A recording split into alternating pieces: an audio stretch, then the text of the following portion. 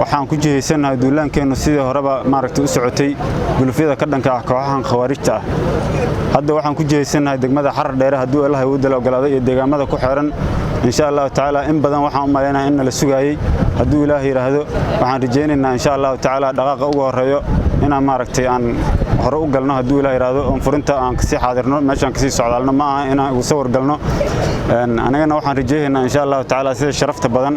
oo walaaluhu noo soo dhaweeyeen inay noogu heeliyaan haddii Allah u dalo ogolaado ayna garabkeena istaagaan si dhab ah waxaan aaminsanahay sida ay ayaga u walaaloobeen haddaan u walaalowno maantay in aan ka adkaa karno nimankaas waayo nin laga keenay baar dheer iyo hoosinkow